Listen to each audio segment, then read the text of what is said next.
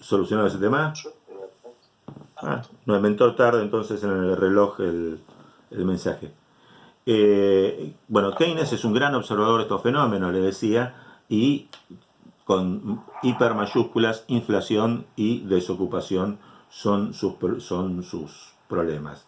La teoría general de la ocupación, el interés y el dinero, teoría general de la ocupación, el interés y el dinero, es el libro principal, así como lo fue La riqueza de las naciones para Smith, o teoría de la tributación de Ricardo.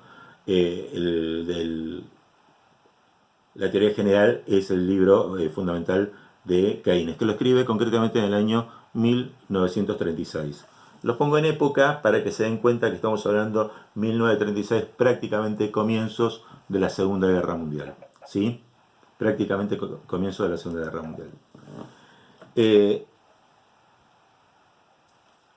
Keynes tiene una discusión con los marginalistas. Los marginalistas creían que el desempleo era una cosa circunstancial, que hay un momento de desempleo, pero que si se da una baja de salarios, el empresario va a tomar obreros para trabajar, va a tomar igualmente obreros para trabajar. Keynes se diferencia de los marginalistas en esto, diciendo, no, el desempleo involuntario puede ser permanente, no es transitorio solamente, puede quedar instalado en la economía, ¿sí? Si queda instalado en la economía, hay que hacer algo para que esto no pase, y ese algo que hay que hacer pesa en gran medida sobre las espaldas del Estado. Hay una frase muy conocida de Keynes en este caso, es que Keynes decía que si era necesario contratar una cuadrilla de obreros que haga a la noche un pozo y otra cuadrilla que lo tape durante el día, que se haga, porque eso nos daba la posibilidad de pagar los sueldos y que esos sueldos se vuelquen al consumo, y al volcarse al consumo den trabajo a otros que produzcan bienes que a su vez, al recibir un salario, iban a consumir, y se iba a armar un círculo virtuoso de consumo, que iba a levantar la economía. ¿Está claro esto? La metáfora del pozo. ¿Sí? Sí. Y ese rol Keynes se lo adjudica en gran parte, para evitar estos vaivenes de la economía, al Estado. ¿Sí? Y fíjense que hay otro tema central dentro del pensamiento de Keynes, que nos está diciendo, si yo le pago a un obrero a la noche para que haga el pozo y a otro a la mañana para que lo tape, les estoy dando plata. ¿Sí? Si les estoy dando plata, ¿los tipos qué van a hacer con la plata? Van a comprar, a consumir. Van a demandar. Van a demandar. ¿Qué van a demandar? Los bienes de consumo que necesita, en principio, de primera necesidad, como decíamos, bienes de ese tipo que llamamos inelásticos, ¿no? Entonces, la idea es justamente alimentar esa demanda, porque Keynes, al contrario de los clásicos, piensa que la demanda es la que tironea, es el motor de la economía. Y esto pónganlo, si están tomando apuntes, con super mayúsculas.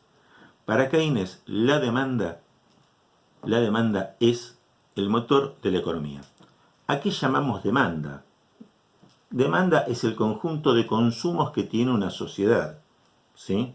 Estamos hablando, obviamente, no de la demanda de lechuga o de la demanda de pañales descartables. Estamos hablando de lo que se llama la demanda global, la demanda agregada, o como gusten llamarla, ¿no? La demanda total de un país, ¿no?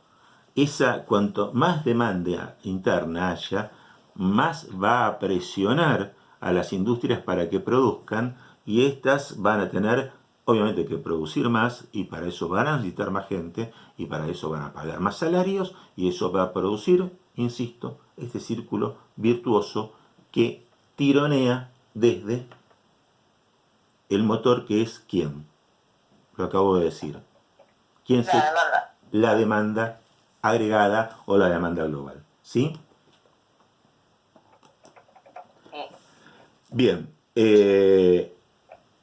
Keynes entiende de un modo contrario que si estamos en una situación de desempleo es porque la demanda agregada, la demanda global, la demanda efectiva es insuficiente. Es decir, el consumo de la gente dentro de un país es escaso. Si el consumo de la gente dentro de un país es escaso, entonces estamos frente a un fenómeno que se llama demanda efectiva o demanda global insuficiente. Si la demanda global es insuficiente, entonces supongamos que yo tengo una fábrica que puede producir 100 unidades, pero como me demandan solamente 60 unidades, yo me quedo con una capacidad de 40 que no produzco. ¿Está bien? Me quedo con lo que llaman una capacidad ociosa, o sea, de 40 que no produzco. Esos 40 unidades que no produzco son puestos de trabajo que no doy. Yo no necesito producir eso. Tengo instalada la capacidad, tengo las máquinas para producir, pero no contrato obreros para producir eso porque no me lo compran. Si no me lo compran, ¿para qué producirlo si voy a pagar plata? Me lo voy a tener que comer. ¿Está claro? Entonces, para Keynes, el desempleo es producto de una demanda global, una demanda efectiva insuficiente. Es poca la demanda que debería haber. ¿Está claro? Sí, sí. Bien, esto vale la pena señalar que es contrario a lo que piensan los clásicos y los neoclásicos, que para ellos existe lo que se llama la ley de Say, que la verdad que si ustedes lo buscan en internet lo van a encontrar escrito de dos modos, S-A-Y o S-E-Y. Yo la verdad estoy acostumbrado a verlo escrito como Say, ¿no? Y decirlo como Say. La ley de Say de los clásicos decía que es la oferta, o sea, el fabricante, quien crea la demanda. ¿Por qué la ley de Say decía que la oferta es quien crea la demanda? Porque esta ley lo que proponía es que si yo fabrico, yo pago al terrateniente que me alquila sus tierras, pago los salarios de los trabajadores que trabajan conmigo y me llevo yo una ganancia. Teniendo yo plata para gastar, teniendo al terrateniente plata para gastar porque le pagué la renta y teniendo los trabajadores plata para gastar porque les pagué los salarios, entonces creamos la demanda con nuestras ganancias. Esa es la ley de Say. O sea, para Say es la oferta trabajando la que crea la demanda poniéndole plata en el bolsillo de la gente. Es para Keynes la demanda consumiendo la que obliga al productor a producir y a ponerle plata a la gente. O sea que en realidad, si uno se pregunta quién está primero, el huevo o la gallina, para Keynes estaría primero el consumo de parte de la demanda, o sea, la demanda pidiendo cosas, y recién ahí tendría la plata el oferente, el fabricante, el productor, el empresario, como lo quieran llamar, para pagar tanto a los trabajadores como a los propietarios de la tierra. ¿Llegamos a entender hasta este punto? Sí. Sí. Sí, levantamos la mano. Si alguien tiene dudas, me frena, por favor. Entonces, en verdad, lo que hace Keynes es retocar la ley de Say y decir, a ver, si no hay una demanda efectiva, poderosa, importante, que quiera consumir lo que vos producís, no vas a tener nada para repartir. O sea, la oferta sola no va a repartir plata para crear demanda. Primero la demanda tiene que salir a consumir para que la oferta salga a producir. ¿Está claro? Sí. También Keynes habla de un concepto que un tanto psicológico, digamos, como que los seres humanos tenemos una propensión a el consumo, es decir, que si a nosotros nos entra X dinero, hay una propensión a consumir. Entonces, esa propensión al consumo es la que justifica y motoriza que la demanda sea justamente la impulsora, la que tironea al resto del funcionamiento económico. Fíjense, chicos, que alguno tiene excesivo ruido en el micrófono. Lourdes, creo que sos vos. Entonces, es la demanda la que tironea, decía, al resto de la economía. También Keynes se planteó el tema de la distribución del ingreso, quiero decir, la distribución de la riqueza, de la plata en una sociedad. El planteo es el siguiente, a ver si lo podemos sintetizar de un modo simple. Recordemos que Keynes en este sentido no deja de venir o de haberse formado en la corriente clásica. Había los tres factores de la producción, que eran ¿quiénes, chicos? ¿Quiénes eran los tres factores de la producción? El terrateniente, ¿quién más? El empresario, el agricultor, el terrateniente. Y el obrero, digamos. En la sociedad industrial, el obrero. En la sociedad agropecuaria, el agricultor, el campesino. ¿Sí? Entonces, Keynes piensa en la distribución del ingreso entre estos tres factores de la producción. Y piensa que hay que propender, que hay que tender a que haya una distribución del ingreso que sea lo más equitativa posible para poder fortalecer la propensión al consumo. Porque, como decíamos antes, cuando hablábamos de los bienes elásticos e inelásticos, quienes tienen mayor propensión al consumo son los ricos o los pobres. Les estoy preguntando. No me acuerdo, pero se me hace que los pobres. Los pobres, los que tienen menor ingreso, porque los ricos tienden a ahorrar, ¿no? Perfecto, perfecto razonamiento. El rico, cuando tiene un ingreso superior, un ingreso más grande, tiende... Se fue... Ah, no, Beresanovich se fue, no, pensé que era... Nahuel fue el que contestó bien recién, ¿no? Es tal cual, Nahuel. El rico, cuando tiene un mayor ingreso, si vos tenés mucha plata y ganás mucha más, supongamos, estas empresas, onda Google, onda, qué sé yo, Apple, ese tipo de empresas, cuanto más ganan... Suelen ahorrar la plata o la invierten, ¿no? Le invierten o la transforman en poder, en verdad la plata deja de ser plata para ser poder en algún punto, ¿no? Nosotros, los seres humanos pobres, tenemos un montón de necesidades insatisfechas. Digo, por más que uno crea que tiene todo, siempre puede tener algo más. Digo, todos queremos cambiar de auto, todos queremos mejorar nuestro vestuario, nuestra casa, o queremos hacer un viaje. ¿Está bien? Entonces, tenemos mil cosas para consumir y para, a través de ese consumo, dar trabajo a otros.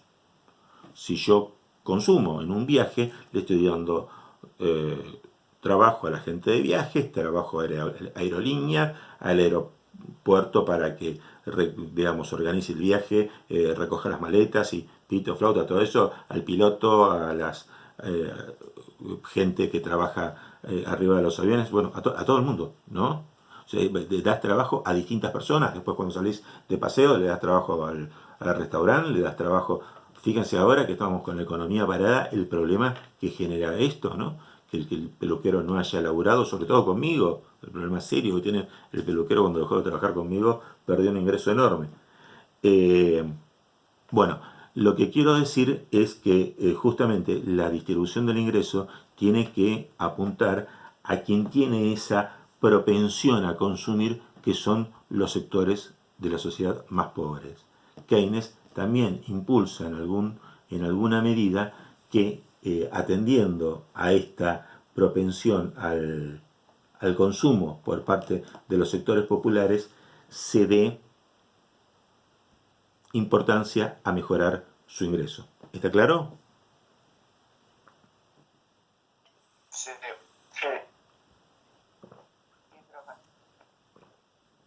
Bueno, genial. Hemos hablado entonces de una de las primeras partes que preocupa a Keynes, que es el consumo masivo, el consumo de la sociedad, del conjunto de la sociedad. También preocupa a Keynes la inversión, porque no se acaba el mundo en el consumo. Digo, ustedes dentro de un año y pico, 2 años, ¿qué se supone que deberían estar haciendo? Estudiando. Y además, Estudiando. y además de estudiando, Trabajando. laburando, trabajando. No. Entonces, para que ustedes dentro de un par de años trabajen, la economía tiene que crecer. Tiene que crecer para que se habiliten nuevos puestos de trabajo. ¿Estamos? Porque la gente no se jubila en la misma medida que los jóvenes entran a trabajar.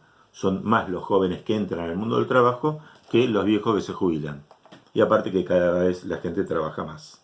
¿Sí? Entonces, se necesita una economía que crezca para poder absorber a los nuevos trabajadores que se van a ir sumando. Y para conseguir esto, lo que tenemos que conseguir es que la inversión por parte del capitalista se incremente para que agrande sus talleres, compre nuevas máquinas y haya nuevos espacios para poder trabajar y dar nuevos empleos para poder mantener activa la demanda global, la demanda efectiva. ¿Está bien? ¿Sí? Sí. El capitalista va a hacer esto de invertir. Digo, supongamos, Lourdes y yo somos socios y tenemos una empresa. ¿Sí, Lourdes? Sí, profe.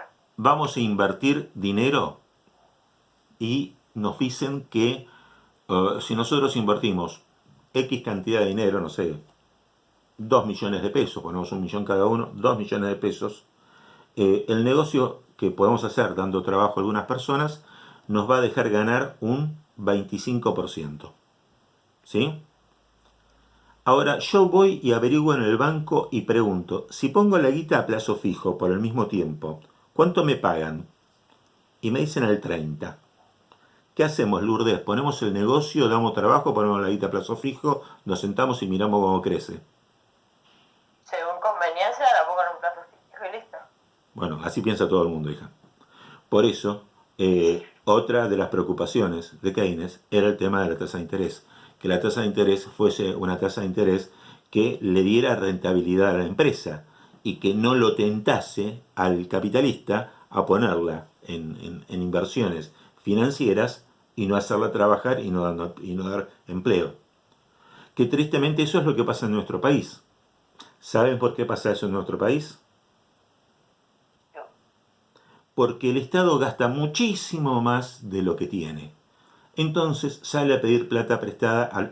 ¿Saben a quién le presta mucha plata al banco? Al Estado. Entonces ofrece tasas de interés altas para que nosotros depositemos plata en los bancos, para que el Estado la tome y financie su gasto. Entonces se transforma en mayor negocio poner la plata en el banco que hacerla laburar en una empresa. O sea, es el mismo Estado que en lugar de crear trabajo, al llenar, digamos, el Estado de gastos, destruye trabajo. Porque no hace interesante la actividad de producir. ¿Se entiende lo que estoy diciendo, chicos? Miren que no es poca cosa, son los problemas actuales. Sí. Sí, profe. No hay ninguna duda, está Lugo por ahí, no lo escucho.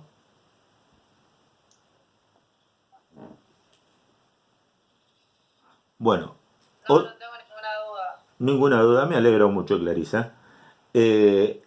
Otro de los temas que es importante para el capitalista, decíamos que la tasa de interés no sea más alta que mi ganancia. O sea, yo quiero que la ganancia sea más alta.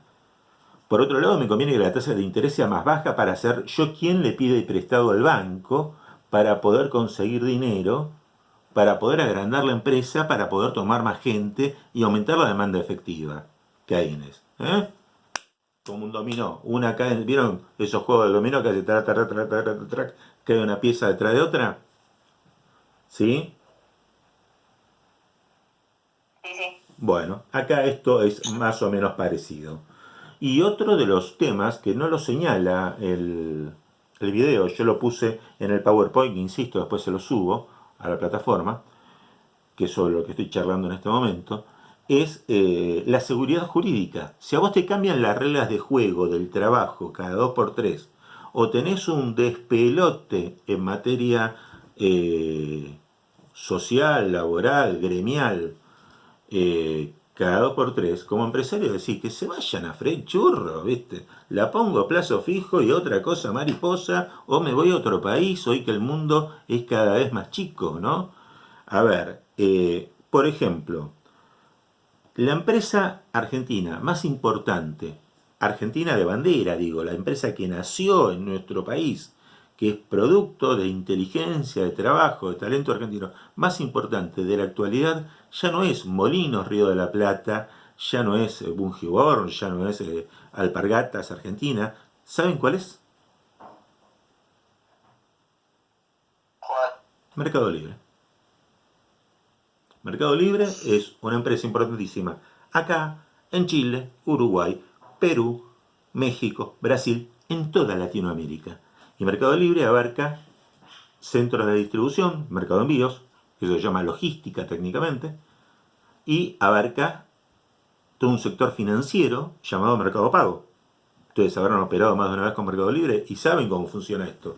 Sí. Mercado Envíos, Mercado Pago, Mercado Libre. O sea, no es solamente esa revista electrónica para ver cuánto cuesta un celular nuevo o una zapatilla, sino que aparte está en el Mercado Envíos y aparte está en el Mercado Pago. Todo un gran conglomerado de actividades, eso se llama integración horizontal. ¿M? Perdón, Creo que a ellos técnicamente los favoreció de alguna forma la cuarentena, ¿no? Porque yo literalmente el 50% de las cosas nuevas que me compré las vi por Mercado Libre. no tenga la menor duda, sobre todo Mercado Libre, o sea, a Mercado Libre lo favoreció y lo favoreció también que exista Mercado Libre al pobre pequeño comerciante que vendía ropa o que vendía una computadora y no podía abrir el boliche y le convenía colgar un aviso en eh, Mercado Libre para poder vender. Y como no podía abrir el boliche, la podía mandar por Mercado Envíos. Y como no podía cobrar, cobraba por Mercado Pago. Digo, hasta el colegio se favoreció en algún punto por la existencia de esta empresa.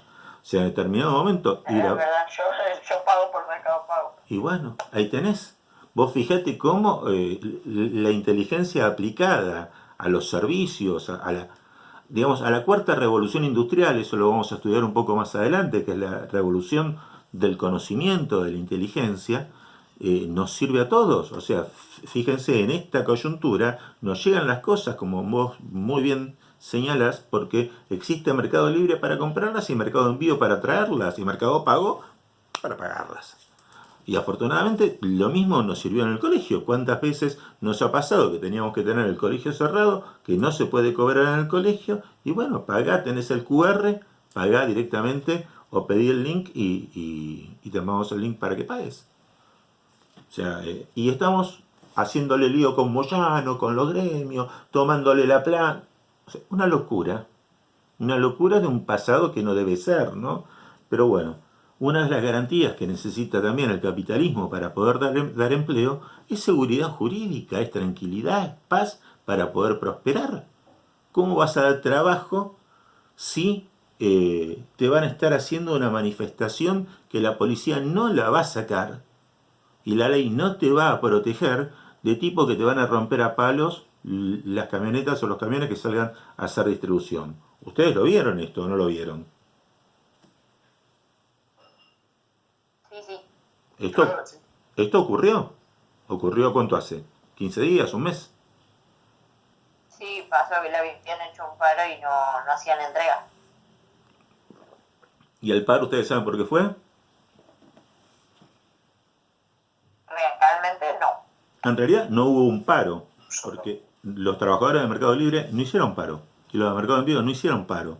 Fueron los camioneros de Moyano que fueron a bloquear directamente el playón de logística. El playón de logística es el lugar desde donde se hace la distribución de Mercado Envíos, porque decían que había un montón de trabajadores precarizados, porque en lugar de ser trabajadores camioneros, como ellos pretenden, estaban facturándole a Mercado Envíos los trabajos de distribución que hacían. Y yo lo hablé con un tipo porque, como todos ustedes, yo también hice consumos por Mercado Libre y charlé con algunos de Mercado Envíos. Y me cayó uno en una combi escolar. Y yo lo miro y le digo, ¿estás con la combi escolar repartiendo? Y me dice, y sí, flaco, ¿qué querés que haga? Si en este momento no tengo pibes para llevar al colegio y no me entra una moneda. O sea, para mí es una salvación poderle facturar a Mercado Envíos y poder estar repartiendo cosas. ¿Es así o no? Sí, pero Sí, profe. De hecho, acá bien, ahora hacen envíos, no sé, yo no sé si antes lo hacían, pero el otro día me llegó un pedido a las 11 de la noche.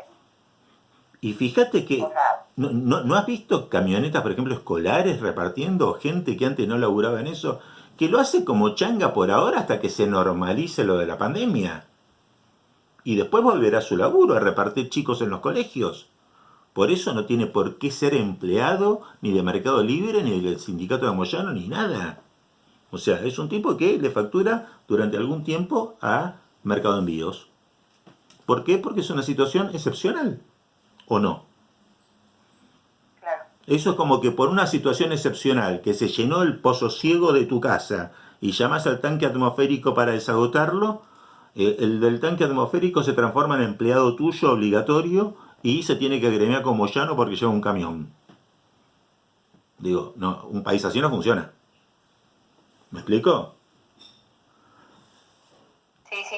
Bueno, sí. justamente estas inseguridades jurídicas y estas problemáticas hacen que el capitalista, el empresario, el burgués, el como lo quieran llamar, no invierta porque la inseguridad y la incertidumbre produce, digamos, una situación de decir, ¿para qué me voy a jugar la plata? Y produce lo que se llama, digamos, dentro del pensamiento keynesiano, como estaba la propensión al consumo, una propensión a la liquidez. El que tiene mucha plata, en lugar de tener propensión al consumo, tiene propensión a mantenerse líquido. ¿Qué quiere decir líquido? ¿Saben lo que quiere decir líquido? ¿Fluyendo? No. Que se queda con efectivo. Dinero. Que se queda con efectivo. ¿Se entiende? Bueno, Sí, sí, se entiende. cortamos acá con la propensión con la liquidez y faltan dos pantallitas más y terminamos.